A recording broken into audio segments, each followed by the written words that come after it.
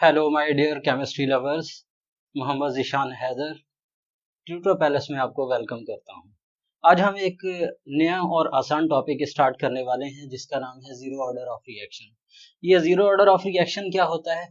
A chemical reaction whose rate of reaction does not change with the increase और decrease of concentration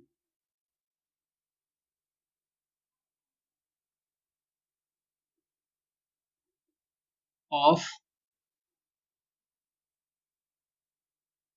reactants. यानी हम ये कह सकते हैं कि अगर हम रिएक्टेंट्स की कंसंट्रेशन को इंक्रीज या डिक्रीज करते हैं तो उसके रेट ऑफ रिएक्शन के ऊपर कोई इफेक्ट नहीं पड़ता। अगर ऐसा होता है तो आप समझ जाएंगे कि ये कौन सा रिएक्शन होगा, ये जीरो ऑर्डर रिएक्शन होगा। यानी आपको याद होगा कि हमने पहले डिस्कस किया था पिछले जो लेक्चर्स थे, क्योंकि हमारा ये जो है ये वाला 5th लेक्चर है। इससे पहले 4 लेक्चर केमिकल काइनेटिक्स के हो चुके हैं। उसमें हमने ये डिस्कस किया था कि कंसंट्रेशन के चेंज करने से ऑर्डर ऑफ रिएक्शन चेंज होता है। अगर कंसंट्रेशन के चेंज करने से ऑर्डर ऑफ रिएक्शन चेंज ना हो तो इसका मतलब ये है कि ये जीरो ऑर्डर है। यानी हम ये कह सकते हैं कि रेट इज इंडिपेंडेंट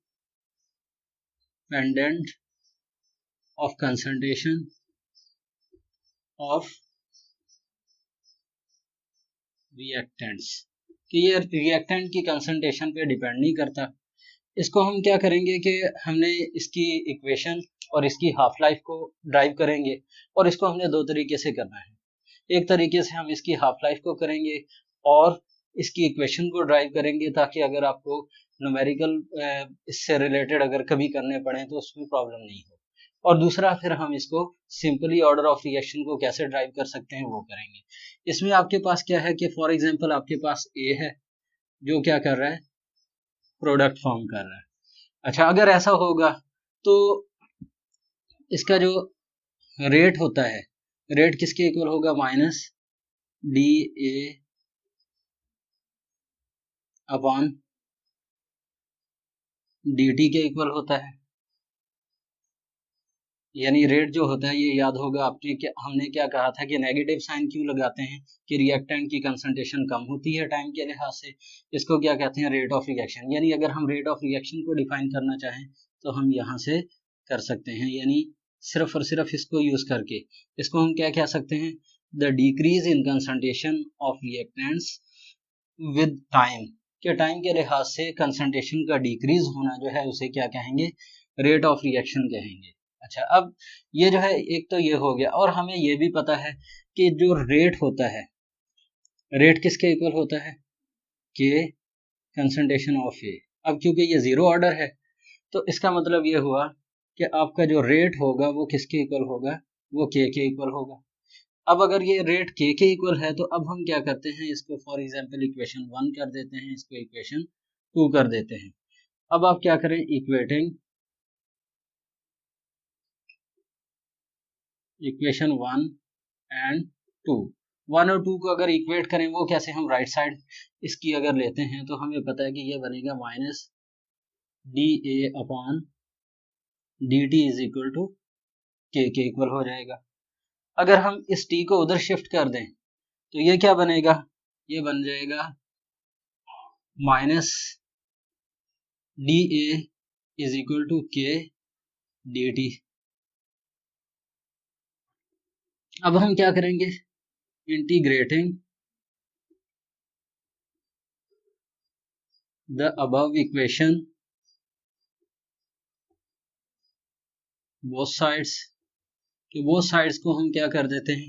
इंटीग्रेट कर देते हैं। ये हो जाएगा माइनस डी ए को इंटीग्रेट करना है और के डी टी को हमने इंटीग्रेट करना है, लिमिट्स में करना है। तो ये क्या हो जाएगा हमारे पास? एक ये हो जाएगा ये वाला, और एक आपके पास हो जाएगा ये। यानी आप क्या करते हैं कि दो लिमिट्स आप यूज करते हैं।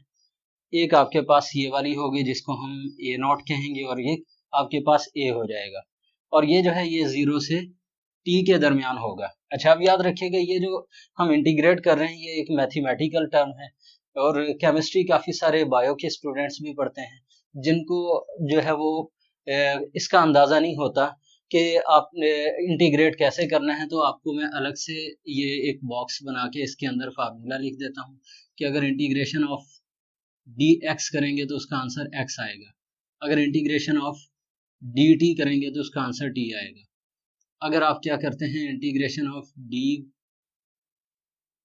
इंटीग्रेशन का साइन ये होता है, इंटीग्रेशन ऑफ डी वाई करेंगे तो इसका आंसर वाई आएगा। फॉर एग्जांपल आपने इंटीग्रेशन ऑफ डी जी करेंगे तो इसका आंसर जी आएगा।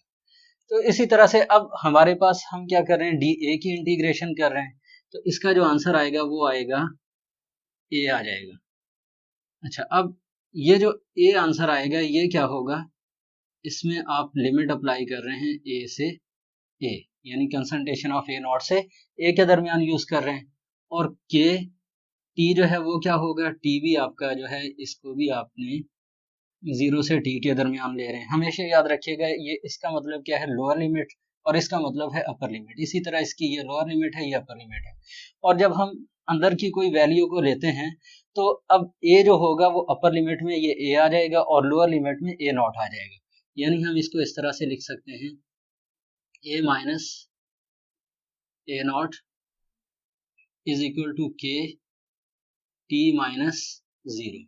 यानी हम क्या कर रहे हैं, टी अपर लिमिट में टी लिखेंगे और लोअर लिमिट में टी की जगह पे 0 पुट करेंगे। अच्छा, जब आपने ये कर लिया, अब हम माइनस को उधर शिफ्ट कर देते हैं अगर, तो आपके पास होगा A minus A naught is equal to minus K T हो जाएगा। अगर हम माइनस ए को भी उधर शिफ्ट कर दें तो ये इज इक्वल टू, इसको इधर शिफ्ट किया तो अब ये प्लस का हो जाएगा, प्लस का होगा तो ये ए नॉट माइनस के टी हो गया। अच्छा, अब अगर आप गौर करें, अब ये हमारे पास क्या बन रहा है कि अगर आपके पास, अगर आप ग्राफिकल रिप्रेजेंटेशन कर रहे हैं तो ग्राफ बनाने के लिए y is equal to M X plus C होता है।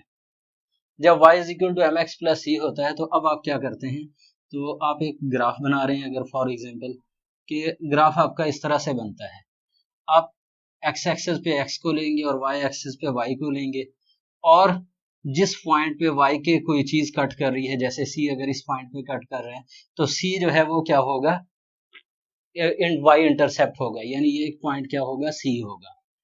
अच्छा, अब ये जो m का मतलब क्या होता है कि ये जो आप यहाँ पे जो स्लोप बना रहे हैं ये आपका m होगा। लेकिन अगर हम इस इक्वेशन को देखें तो हमारे पास a जो है वो x y है, और ये जो है ये एम एक्स है, और ये वाला हमारे पास c है।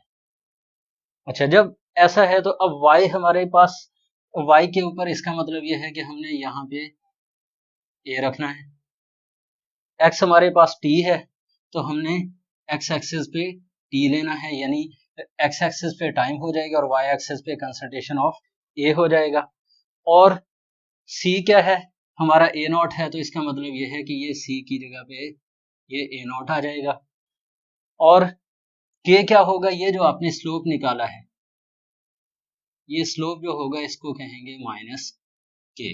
माइनस के क्यों कहेंगे, क्योंकि आपका ये जो बन रहा है, अगर आप इसको इस तरह से करें, आपको पता है ये x एक्सिस होता है, ये y एक्सिस होता है, ये सॉरी ये x डैश एक्सिस होता है, ये y एक्सिस होता है, और ये y डैश एक्सिस। अब अगर आप नोट करें तो आपका जो ये जो बन रहा है ये किस लाइन पे बन रहा है, ये इस तरह से बन रहा है। जब इस तरह से बनेगा तो यहाँ पे जो आपका स्लोप होगा, स्लोप को हम से शो करते हैं, ये नेगेटिव होगा। यही वजह है कि हमने क्या किया कि यहाँ पे इसको नेगेटिव शो किया, यानी ये जो आपका जो स्लोप बनेगा ये नेगेटिव में होगा। यानी ये क्या हो गया, आपके पास ये आ गई है फाइनल इक्वेशन, ये वाली, और हमने ये कहा कि a जो है वो y के इक्वल है, a नॉट c के इक्वल है, और के टी में जो है t m है, और k जो है सॉरी t जो है वो x है, और k जो है m है। अब ये स्लोप माइनस में है, और हमेशा याद रखिएगा कि जब इस तरह की आपकी लाइन ड्रॉ होगी तो आप जब आप उसका स्लोप लेंगे तो वो क्या होगा, वो हमेशा माइनस में होगा। अच्छा, ये तो हो गया, यानी हमने क्या किया, इक्वेशन को ड्राइव किया। इसको आप इक्वेशन नंबर 3 कर लें। इस इक्वेशन को यूज करके हम हाफ लाइफ भी निकाल सकते हैं इसकी।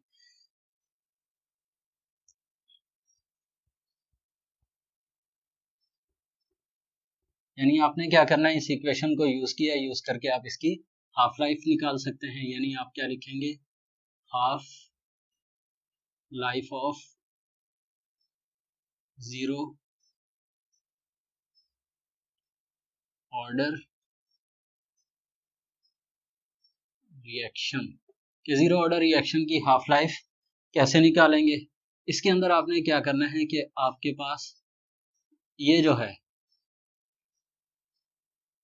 ए नॉट जो है, सॉरी ए जो है यानी ये वाला जो है, इसको आपने 1/2 ए नॉट के इक्वल लेना है। यानी इसका मतलब क्या है, ए नॉट अपॉन 2 के इक्वल है। अब आप क्या कर सकते हैं, substituting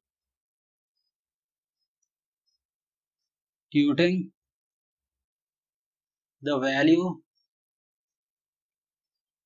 of A is equal to A not upon 2, ठीक है, इन इक्वेशन 3। ये जो हमारी थर्ड इक्वेशन है इसके अंदर हम पुट कर देते हैं, ठीक है। और and T is equal to T half, यानी हमने क्या करना है, ए को 1/2 ए नॉट कर देना है और इसको टी को टी हाफ कर देना है। अगर इस इक्वेशन में पुट करें तो अब ए नॉट की जगह पे हमने क्या किया, ए की जगह पे किया A not upon 2 is equal to A naught minus K T half हो जाएगा। अब हम ये माइनस का है, इसको इस तरफ शिफ्ट कर देते हैं, इसको उधर कर देते हैं। अच्छा, हम निकाल रहे हैं हाफ लाइफ। हाफ लाइफ में हमने ये डिस्कस किया है कि ए जो है वो 1/2 ए नॉट या ए नॉट अपॉन 2 के इक्वल लेंगे। अब आपने क्या करना है, substituting the value of A is equal to A not upon 2 in equation 1 and T is equal to T half. यानी हम इस इक्वेशन के अंदर ए की जगह पे हमने क्या करना है, ए नॉट पुट कर देंगे और ए नॉट अपॉन 2 पुट कर देंगे क्योंकि हाफ है। अच्छा, ये हाफ लाइफ होती क्या है, पहले तो मैं आपको ये भी बता देता हूँ कि हाफ लाइफ होती क्या है। हाफ लाइफ क्या होती है, क्योंकि हाफ लाइफ से स्टार्ट करने से पहले आपको ये भी पता होना चाहिए हाफ लाइफ क्या होती है, द टाइम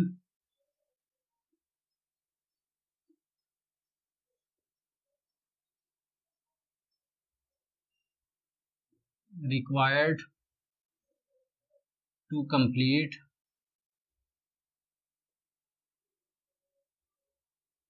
टू कन्वर्ट, लिख लें, to convert half of the reactants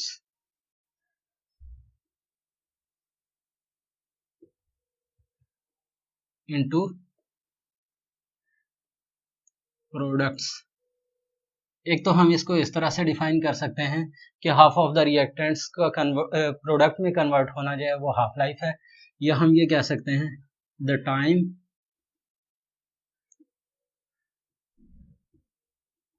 required to complete half reaction, कि हाफ रिएक्शन को कंप्लीट करने के लिए जो टाइम चाहिए उसे हाफ लाइफ कहेंगे। अच्छा, अब ये जो है इसमें मैंने आपको क्या कहा कि हमने ए की जगह पे ए नॉट अपॉन 2 पुट करना है और टी की जगह पे टी हाफ पुट करना है। अच्छा, जब हम ये करेंगे, अब हमने क्या किया कि आपके पास से ये ए था, ए की जगह ए नॉट अपॉन 2 पुट कर दिया और ए नॉट वैसे क्या वैसे रह गया माइनस के, और टी की जगह पे हमने टी हाफ पुट कर दिया। जब ये काम हो गया, अब हमने क्या किया, ये माइनस का था, इसको हम चाह रहे थे कि ये प्लस का हो जाए, हम इसको लेफ्ट हैंड साइड पे ले आए और ए नॉट अपॉन 2 जो है इसको हम इधर ले आए ताकि हम इनको सॉल्व कर सकें। तो अब ए नॉट वैसे क्या वैसे, जब ये उधर गया माइनस ए नॉट अपॉन 2 हो गया, फिर इसको हमने सेम एज वैसे ही उतारा और ये जो है यहाँ पे हमने 2 का एलसीएम लिया, ये हो जाएगा 2 A naught minus A naught. 2 A naught minus A naught का मतलब क्या है, ये हो जाएगा आपके पास ए नॉट अपॉन 2 के इक्वल हो जाएगा। अगर हम इस के को उधर शिफ्ट कर देते हैं तो ये हो जाएगा T half is equal to 1/2 है, यानी ये क्या हो जाएगा, ए नॉट अपॉन 2 के साथ ये वाला, क्योंकि ये मल्टीप्लाई हो रहा है तो दूसरी तरफ जाके डिवाइड हो जाएगा, तो ये 2k के इक्वल हो जाएगा।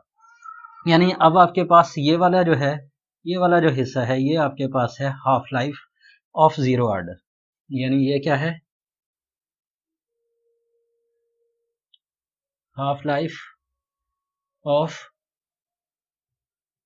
Zero order. यानी अगर आपने हाफ लाइफ की इक्वेशन निकालनी हो और हाफ लाइफ की इक्वेशन के अलावा आपने जो है इसका और क्या निकालना हो, आपने पहले तो जीरो ऑर्डर की इक्वेशन निकालनी और हाफ लाइफ निकालनी हो, तो ये होगी आपके पास जीरो ऑर्डर की इक्वेशन और ये हाफ लाइफ। लेकिन अगर आप ये चाहते हैं कि बस एक सिंपल सी हाफ लाइफ की इक्वेशन आप अगर ड्राइव करना चाहते हैं, तो उसके लिए हम एक और मेथड यूज करेंगे। यानी ये डिपेंड करता है कि आपसे किस टाइप का क्वेश्चन किया जाता है। जिस टाइप का क्वेश्चन आपसे किया जाएगा हम क्या करेंगे, उसी तरह का इसको यूज करेंगे। यानी हम एक और दूसरा तरीका है, उससे हम इसको करने की कोशिश करते हैं कि ये जो जीरो ऑर्डर रिएक्शन है, इसकी इक्वेशन हम कैसे ड्राइव कर सकते हैं। फिर हम इसके यूनिट्स को भी ड्राइव करेंगे। जब इक्वेशन और यूनिट्स हम ड्राइव कर लेंगे, फिर उसके बाद हम इसकी कुछ एग्जांपल्स करेंगे, फिर हमारा ये वाला जो टॉपिक है ये कंप्लीट हो जाएगा। यानी हम अब ये जो है, हम आप लिख सकते हैं कि यहाँ पे ये लिख दें कि सेकंड मेथड। ये इसलिए करवा रहा हूँ कि क्योंकि मैं जो करवा रहा हूँ इसमें मेरी कोशिश ये है कॉलेजेस और यूनिवर्सिटीज सबका सिलेबस जो है वो हो जाए कवर। और जब सबका सिलेबस कवर करने के लिए फिर क्या है कि मैं आपको दूसरा मेथड बता रहा हूँ कि जहाँ पे जो यूज हो रहा है वो वाला कर सकता है। अच्छा, अब आपने क्या करना है, आपने लिखा for zero order reaction. Zero order reaction के लिए क्या होगा, रेट इज इक्वल टू के। यानी अगर हम ए से कोई प्रोडक्ट फॉर्म करते हैं तो ए की कंसंट्रेशन जीरो हो जाएगी।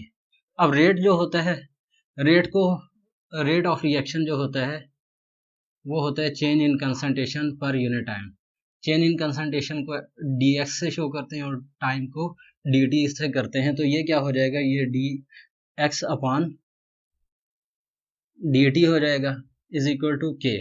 के क्यों हो जाएगा, क्योंकि आपका ये जो है ए की पावर जीरो है, किसी भी चीज की पावर जो है वो जीरो 1 के इक्वल हो जाएगा। यानी अगर आप कोई भी चीज ऐसी ही लेते हैं जो जीरो हो, तो उसके 1 के इक्वल लेंगे। यानी फॉर एग्जांपल के अगर आप क्या करते हैं कि ट्यूटर पैलेस के ऊपर आप जीरो लिख देते हैं, तो इसका मतलब ये है कि ट्यूटर पैलेस 1 के इक्वल है। अब टी को अगर हम उधर शिफ्ट करें तो ये हो जाएगा D X is equal to K D T हो जाएगा।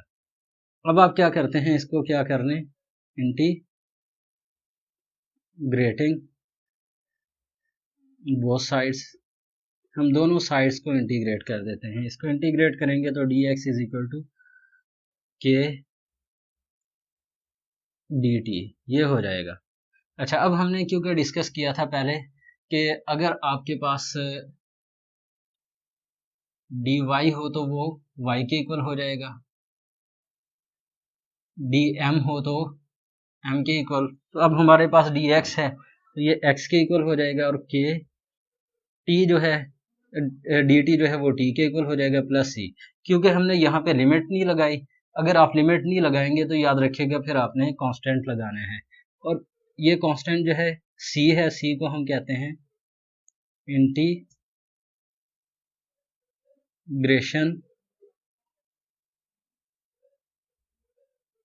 कांस्टेंट। इंटीग्रेशन कांस्टेंट हम इसको कहते हैं। अच्छा, अब आप क्या करेंगे कि अब ये जो है, अब आपने इनिशियल कंडीशन अप्लाई करनी है। यानी आपने क्या करना है, बाय अप्लाइंग इनिशियल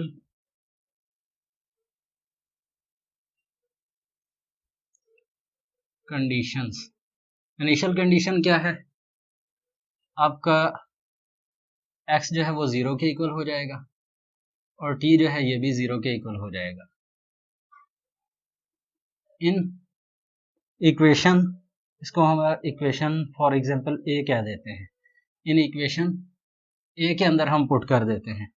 अगर हम x की जगह पे 0 पुट किया है, k और t की जगह पे भी 0 पुट किया प्लस c, तो इसका मतलब ये है कि c का आंसर 0 आ गया। अब आप क्या करेंगे, putting the value of c in equation A. अब c की वैल्यू आपने इस इक्वेशन में, यानी हमने इनिशियल कंडीशन क्यों अप्लाई की, ताकि हम c की वैल्यू निकाल सकें। तो अब ये क्या आ जाएगा, x is equal to K T plus 0, यानी x इज इक्वल टू आपके पास के टी आ गया, k क्या होगा, t उधर जाएगा, x upon T is equal to k, यानी k is equal to x upon T. इससे हमें क्या पता चला कि ये जो रेट कांस्टेंट k है ये x अपॉन टी यानी चेंज कंसंट्रेशन अपॉन टाइम के इक्वल है। यानी इसका मतलब ये हुआ कि रेट कांस्टेंट का यूनिट वही होगा जो रेट ऑफ रिएक्शन का होगा। किसके अंदर, जीरो ऑर्डर के अंदर। लिख भी देते हैं हम यहाँ पे, यानी in zero order reaction rate constant is equal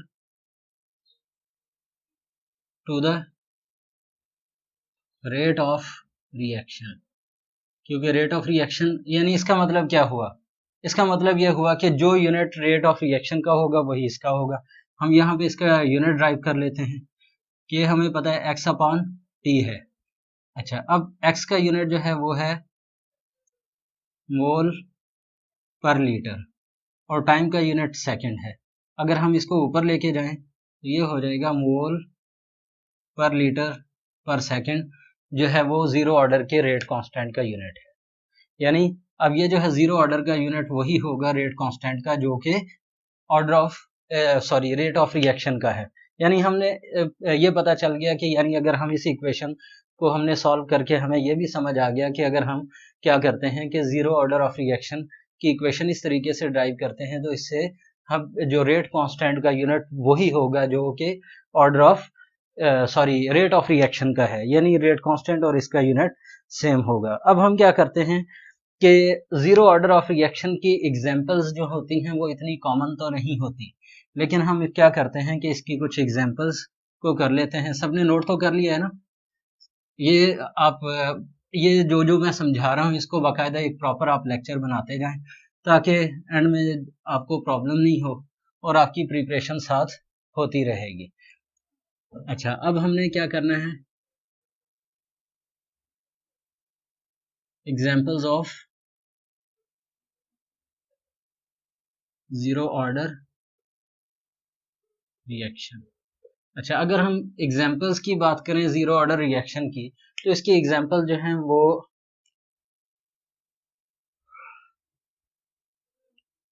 no common examples, लेकिन फिर भी है। कौन कौन सी हैं, फॉर गैसेस, यानी ये क्या हो सकता है, गैसेस के गैशियस रिएक्शन जो होते हैं उनके लिए भी इनकी एग्जांपल हैं। कुछ गैशियस एग्जांपल्स की अगर हम बात करें तो हम हाइड्रोजन आयोडाइड की डिकम्पोजिशन की बात कर सकते हैं सिल्वर ये गोल्ड की सरफेस के ऊपर। यानी अगर आप क्या करते हैं, आपके पास है हाइड्रोजन आयोडाइड, ये H2 और I2 में कन्वर्ट होता है। कब होता है, हम इस लेक्चर के अभी इख्तिताम की तरफ जा रहे हैं। हमने ये कहा कि जो ज़ीरो ऑर्डर रिएक्शन होता है इसके अंदर कोई कॉमन एग्जांपल्स नहीं होती, लेकिन फिर भी चंद एक एग्जांपल्स होती हैं, लेकिन ये वो एग्जांपल्स हैं जो कंसंट्रेशन पे डिपेंड नहीं करती। जैसे गैशियस रिएक्शन हो गए।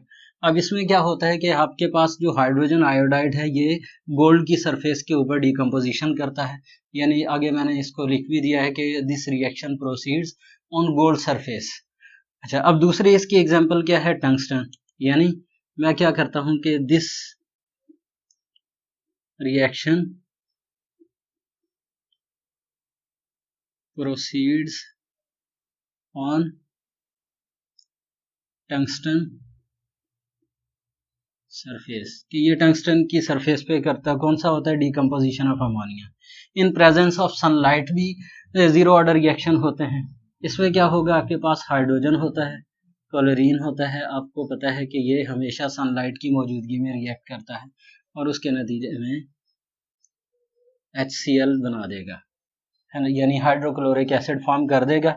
अब ये रिएक्शन जो होता है ये क्या होता है, ये सिर्फ और सिर्फ कब होगा, जब आप इसको सनलाइट प्रोवाइड करेंगे। अच्छा, अब ये जो है ये आप अब हम क्या करते हैं, हम चेक करते हैं कि सॉल्यूशन के अंदर भी रिएक्शन होता है या नहीं। इन सॉल्यूशन यानी लिक्विड फॉर्म में जो चीज़ें होती हैं उनमें ये रिएक्शन करता है या नहीं। अगर हम सॉल्यूशन की फॉर्म में रिएक्शन की बात करें तो इसमें हम ये कह सकते हैं कि आयोडीन के साथ अगर एसीटोन रिएक्ट करे तो उस सूरत में हो सकता है, यानी आपके पास क्या है, CH3 COCH3 है, ये आयोडीन के साथ अगर रिएक्ट करे तो उसके नतीजे में ये फॉर्म करेगा CH3CO CH2Cl प्लस यहाँ से एक H निकला और यहाँ से एक Cl निकला, इसने HCl बना दिया। यानी इस रिएक्शन को अगर आप सही से देखना चाहते हैं तो 2 I है, हाँ, यहाँ से एक H निकल जाएगा और एक I निकल के HCl बना देगा। जो एक I बचा है वो उस H की जगह पे आके CH3CO CH2 Cl की फॉर्म में कर देगा। अच्छा, अब ये जो होता है ये क्योंकि इसको आप एसिडिक मीडियम प्रोवाइड करते हैं उसके नतीजे में ये रिएक्शन होता है, और ये रिएक्शन जो है ये भी कंसंट्रेशन पे डिपेंड नहीं करता। या आप एक और एग्जांपल कर सकते हैं कि जैसे फॉर एग्जांपल के आप क्या करते हैं कि डिकम्पोजिशन ऑफ नाइट्रस ऑक्साइड अगर लेते हैं, नाइट्रस ऑक्साइड क्या होता है, N2O2 है। इसकी अगर हम डिकम्पोजिशन प्लेटिनियम की सरफेस के ऊपर करें तो ये N2 और O2 के अंदर कन्वर्ट हो जाता है। ठीक है, तो अब ये जो है ये भी किसकी एग्जांपल है, जीरो ऑर्डर रिएक्शन की एग्जांपल है। यानी ये जितनी भी एग्जांपल्स हमने डिस्कस की हैं ये सारी की सारी जो हैं वो एग्जांपल्स हैं जो कि जीरो ऑर्डर ऑफ रिएक्शन के अंदर यूज होती हैं। आज का लेक्चर हम यहीं पे ख़त्म करते हैं। Thank you so much. अल्लाह हाफिज़।